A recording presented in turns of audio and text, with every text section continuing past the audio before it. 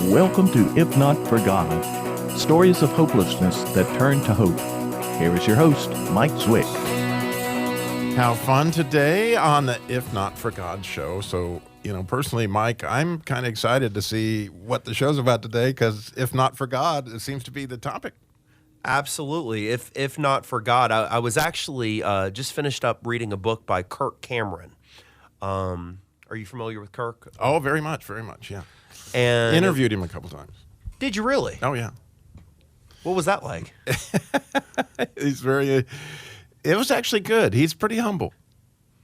There's certain people like that have their own deal that's not so easy to follow. But in Kurt's case, yeah, he was really humble. He has a huge family, and he's very much a family man. I was on a cruise with him, too, one time. You were on a cruise? Where'd you go on the cruise? Just to the Bahamas. It was a Christian marriage cruise, something along those lines, and he was one of the speakers. And so, we got a chance to see what he was really like. Wow. So the fame and all didn't really get to his head as far as you could see. Well, I'm sure that there's all sorts of interesting things about fame as you get to see what those people are really faced with as far as, think of the warfare that, Satan's got a bullseye on their back that's unbelievable. And so, he does well. He does well. When I was reading his book, he said that he was having a conversation. He had lunch with a famous scriptwriter, and he said that he got into a zesty conversation about how you get to heaven. And he told the scriptwriter, he said, I told him I was a Christian, and the scriptwriter said, well, Kirk, for an actor in Hollywood, you sure picked the one unacceptable religion, didn't you? And I saw that in Proverbs 12:11, it actually says that those who work the land will have plenty of food, but those who chase fantasies have no sense. And I don't know. It just kind of got me thinking, Robby, that anything that you do, and I know a lot of people who want to make it big and they want to be famous or they want to do all these different things, but I think a lot of times when they think so big, sometimes they forget to do the little things.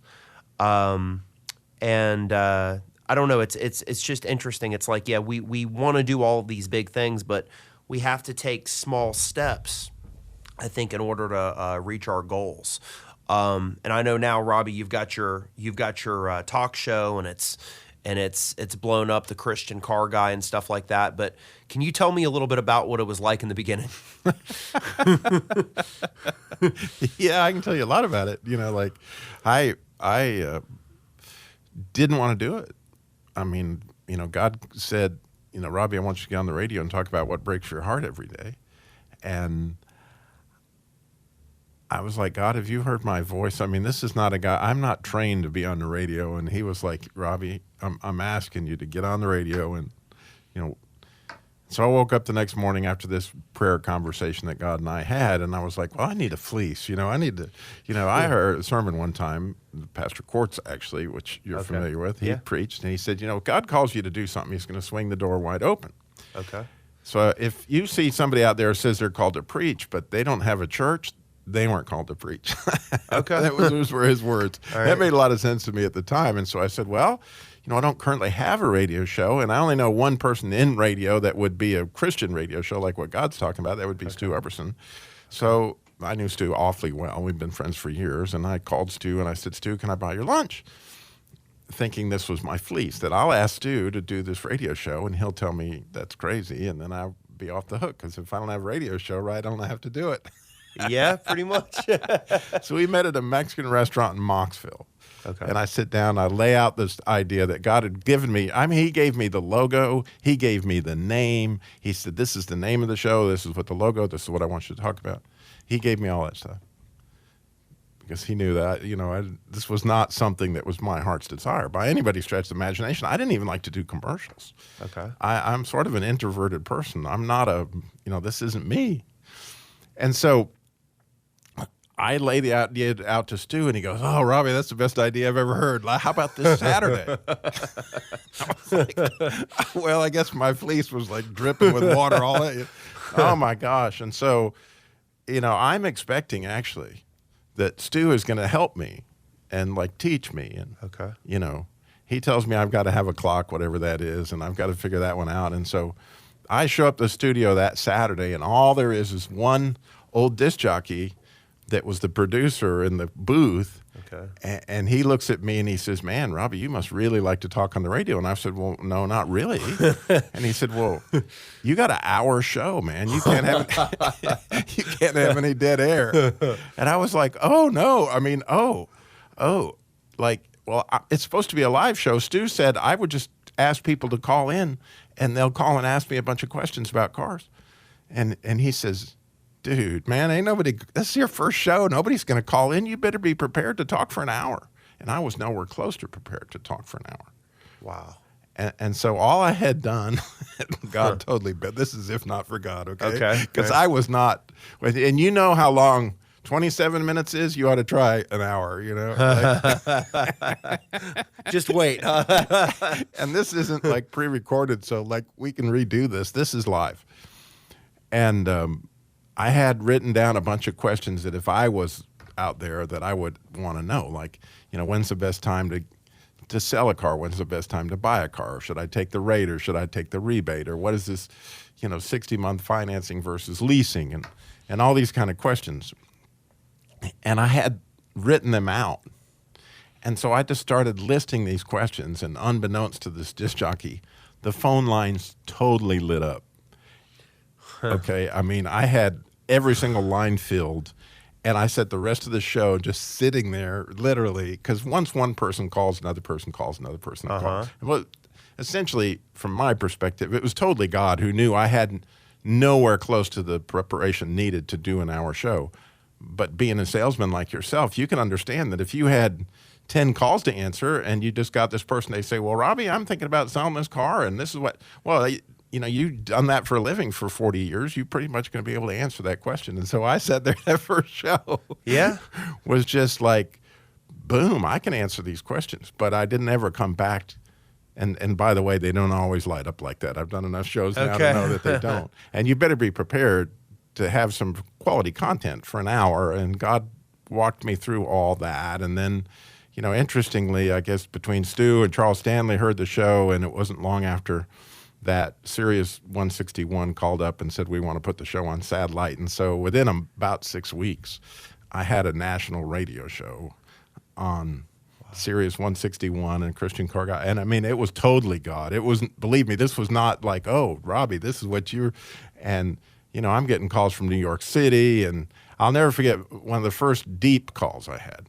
This guy says, "I know this is off subject. Is it okay if we talk about something that doesn't have to do with cars?" Yeah. Yeah. And for me, I was like, "Yeah, please. I want to talk about it." You're sick of talking about cars. Yeah. He says, "Well, I park cars at my church. You know, I help with the traffic out in the parking lot. Mm-hmm. But my pastor doesn't know that I'm hooked on heroin. What should I do? Should I quit parking? Should I quit coming to church? Because really, I shouldn't be." And I mean, like, this dude calls me. At me. Yeah. Right? And God has me right there. Like, Right. You're his lifeline. And I was just like praying, "God, what do I tell this man? You know, this is a serious, he's really got a life question here." I'll never, ever forget it as long as I live, because it really was, I never anticipated that God would have me in this position. And he just was very clear with me, like, "Robby, the last thing, you know, that's what a church is for the heroin addicts." Yeah, they're not for the people that look good and all that. You know, it's for the heroin addicts or the people that are struggling with, you know, whatever abuse. You know, that's what the church is for. And I was like, "Dude, man, you had the courage to call me. Yeah. Would you have the courage to talk to your pastor?" I'm just going to pray with you right now, as I recall, or, you know, something along those lines, that you'll have the courage to talk to your pastor, because, you know, he would be dying to help you. He would love to know what your struggle is. He would love for you to reach out and ask for help. And, you know, it was just cool. Like, I could see that God was actually in the show. Okay. And that this was something that he wanted to do. And so I just continued to chase him. And it's been a blast, I'll tell you. Well, speaking about neat things, we have our Bible study on Tuesday nights over in Burlington, and I was telling them several months ago, I was actually driving at the end of the day, and I sell insurance, so I was up in Reedsville. And all of a sudden, I was driving, and the sun completely blocked my eyes, and I couldn't see anything. Well, all of a sudden, at the last second, the sun comes up, and there's an 86-year-old woman in front of my car, and I hit her. Oh, wow. And I still haven't gotten the windshield fixed, so you could see it. But what happened was she flew off of my car, and it seemed like about 20 feet. And I got out of there, and got out of the car, and I said, this lady's dead. There's no way. And so her daughter-in-law actually comes outside, and she says, I'm calling the ambulance or whatever it is. And she said, so the daughter-in-law comes outside, and I'm there. And all of a sudden, I just start praying for this lady. And I said, Jesus, just help her live. Jesus, just help her live. I said, I don't care if they want to throw me under the bus or what. I said, just help her live. Lord. And it was interesting because right when that happened, the lady almost seemed like she came to, and she started babbling a little bit. And they the ambulance came. Everybody was outside. They took her away, and the police officer asked me what had happened and stuff like that, or the deputy, and I told him, and he said, all right. He says, well, go ahead and go, and she's still alive, so we'll have a good night. And that weekend, I didn't know exactly what was going on, but it was really one of the worst weekends of my life. But it was interesting because what had happened that weekend was something told me when I woke up in the morning. It said, don't eat anything until 5 o'clock today. And it was on a Saturday. And so I didn't eat anything, and my wife and we went for a walk. Okay, well, we got to go to a break. That's part of radio. And so we're going to leave our hero here hungry and walking. I, for one, I'm thinking If Not For God might come into this in the second half of the show. So stay tuned. We got a lot more of the If Not For God with Mike Zwick show coming up.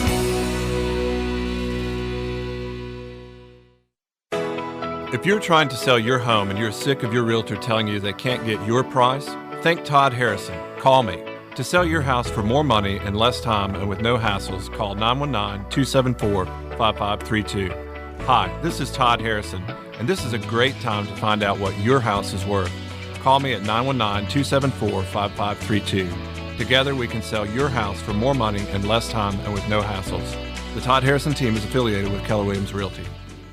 If you feel stressed, all your life is stressed, and so is your walk with God. Your body is dealing with that as well.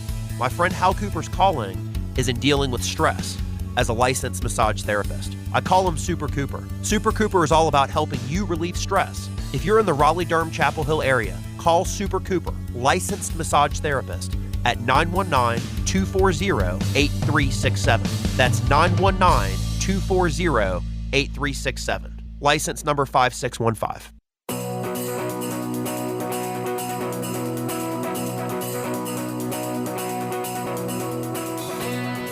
Welcome back to the If Not For God show with Mike Zwick. And when we left our hero Mike, he, hit an 87-year-old? 86-year-old lady. 86-year-old lady. She was taken to the hospital, and you felt God told you that Saturday morning after the incident that you were to fast until 5 o'clock. So you were about to take a walk. So we took a walk. We went over to South Point Mall in Durham. And then I came back to my house in Mebane, and all of a sudden I have a 1-year-old and a 2-year-old, and so my 1-year-old at the time really was just saying dad, dad, dad, dad. Well, all of a sudden it was probably 3-4 o'clock in the afternoon, and my 1-year-old comes over to me with a little pocket Bible, the ones that the Gideons give out. Have you seen them? Right? Oh, of course, yeah. And he comes over and he says, "Read the Bible, Dada." He says, "Read the Bible, Dada." Read the Bible, Dada. Read the Bible, Dada. And so he brought it over to me. And then my 2-year-old brought it over to me and said, "Read the Bible, Dada." So I started reading the Bible. And I was just praying. And that So that day went by, and then Sunday came by, and it was Sunday evening, and all of a sudden, we get a knock on the door. And my wife and I kind of looked at each other, and I said, "Oh God." Well, we went to the door. We saw it was a lady selling something. but when my wife and I, the lady went away. My wife and I looked at each other. She said, "Mike, who did you think that was?" And I said, "Who did you think that was?" And we said, "I thought that was the police coming to take me away or something." and it wasn't. And the good news is that I ended up calling the deputy on Monday, and I called and I asked him. I said, "How is the lady doing? What's going on? Have you heard anything?" And he said, "Mike," he said, "I don't know how to tell you this." He says, "But we took her to the hospital, and it was on a Saturday, and she had some bleeding on her brain, and her leg was hurt." And he said, "But on Saturday, I didn't think she was going to make it, or they didn't think she was going to make it. And so we thought this thing was going to go a lot different. But on Saturday, it started to change and turn, and she's going to be fine." I guess the point of the story is that, if not for God, I mean, it would have been a lot worse. And I've seen God do so many miracles like that in my own life. Robby, I know, and I don't know if you want to share it or not, but I know you told me a story where you were at a car dealership one day and you were sick. Is that right? You got to fill me in more details. I was sick a lot at car dealerships. It was Pastor Little. Oh, where I had cancer. Mm-hmm. Right. Yeah. That's a wonderful story. So, I had been diagnosed with what was called killer cell lymphoma, which essentially my sister worked at the University of Michigan Hospital at the time, said, there's only been 2 people had this kind of lymphoma in the United States. They didn't live 6 weeks. So when I was diagnosed with it, it was pretty traumatic, as you could imagine. And it didn't take long, and I broke out into these, they were essentially tumors that were all over my body. Okay. And so if you could picture what Job looked like, maybe that's kind of what I looked like, because they were these big red round sores, but they were actually tumors that were in my skin, and they were just all over my body, especially on my backside, by the way. Okay. And the more I got covered with them, the more it was embarrassing, so I no longer stood out in the showroom floor, because at the time I was the general manager at Bob Neal Chrysler Plymouth Jeep Eagle. And so I was back in my office, because I didn't want people to see me. And Pastor Little with Ronaldo Presbyterian, which is where Alan Wright is now, by the way. Yeah. He comes in and he says, "God's told me to heal somebody here." And Joe Valls at the time was my finance manager. And he went to Pastor Little's church and he said, "Oh, Pastor, good to see you. You must be talking about Robby Dilmore, because he's got lymphoma and he's back in his office and we're really worried that, And so next thing I know, and at this point in time, I've been in Christ maybe 4 or 5 years, and I had no idea about being anointed with oil or being laid hands on. None of that stuff was anything that was in my understanding. Mm-hmm.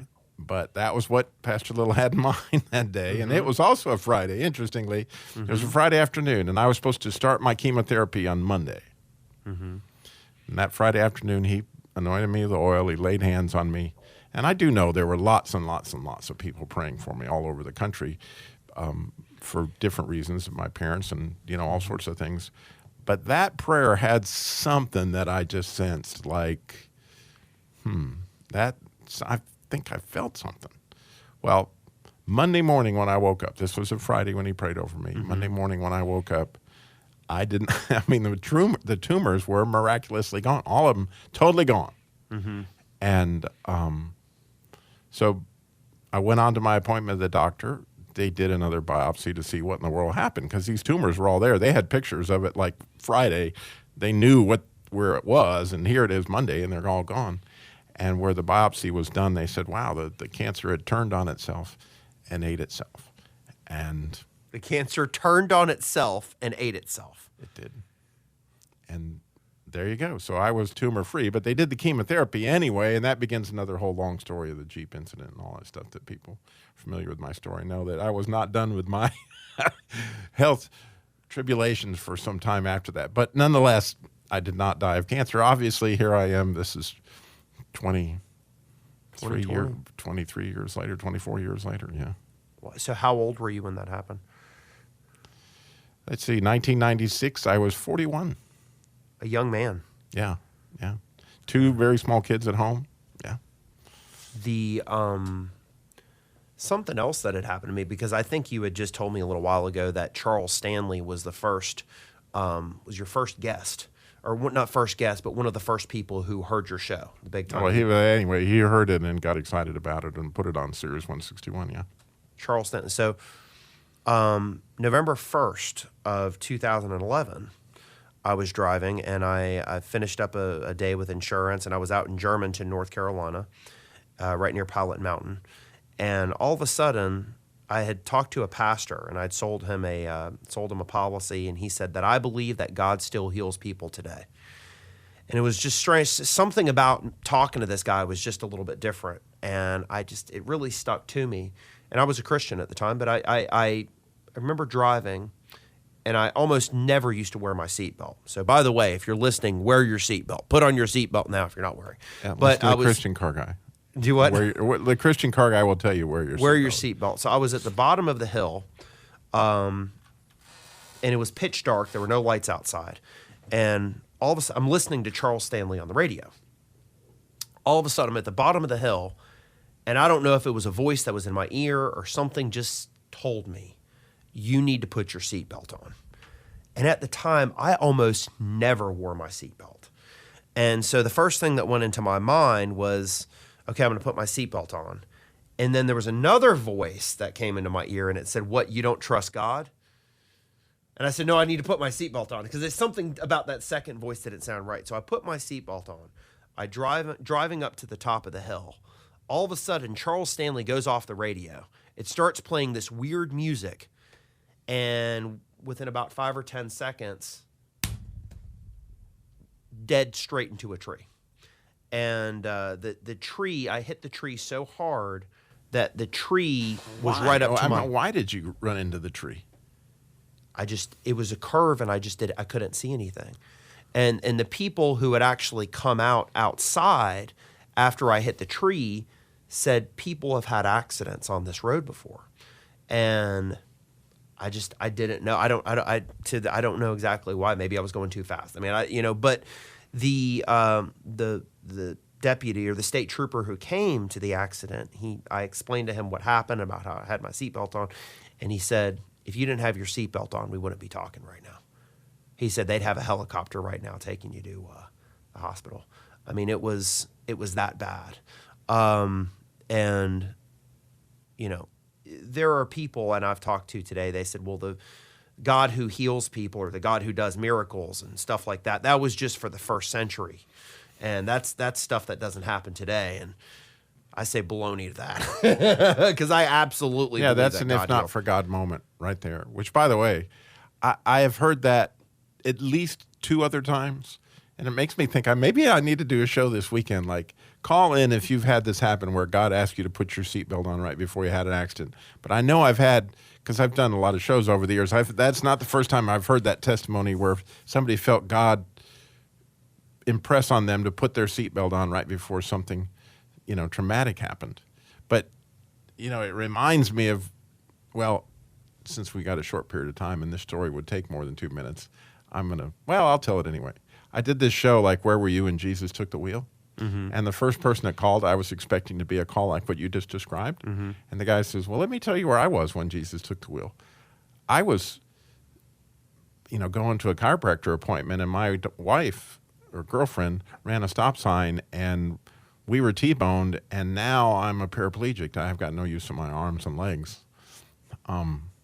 But it was exactly what God wanted from me, because I was going down this horrible road of Buddhism or some other spiritual thing, and he got my attention so that I could be saved. I mean, this guy was testifying that this accident that caused him to lose his arms and the use of his body changed his life to make him a Christian. And it was like he was glorifying God with what had happened. Just, like, oh my goodness. I'll never forget it. And that call led to other calls that day where Jesus took the wheel. And sometimes you have the accident because God's allowing things in our life to get our attention. Yeah. Yeah, he definitely got my attention. Do you have and I know you've been doing this for so long, do you still feel that you have a purpose that hasn't quite yet been reached yet? Is there something that you're still going for right now that you haven't? Yeah, that's the beauty of it, is every week is I'm asking God. I'm in the same boat I was in, 16 years ago, whatever, like, God, what do you want this week? Where are we going? And it's actually been absolutely the joy of the whole experience is God, come alongside of me and show me where we're going every week, because I honestly never wake up, with knowing, okay, here's what we're going to do this week, because that journey with God is always what makes it worthwhile. And so the week that he says, Robby, we're not doing this anymore, that's it. I'm with him. But so far, even this week, I'm excited to see where he's taking us. Wow, that's awesome. Well, thank you for listening. If you can go to your website, ifnotforgod.life. Ifnotforgod.life, and check it out. Subscribe to the podcast if you do that, and like us on Facebook. We got a Facebook page now, and we pray that God blesses you this week. Thank you for listening to If Not For God with Mike Zwick. For more shows, subscribe on iTunes to If Not For God. For more information on Mike or to contact him, go to ifnotforgod.life.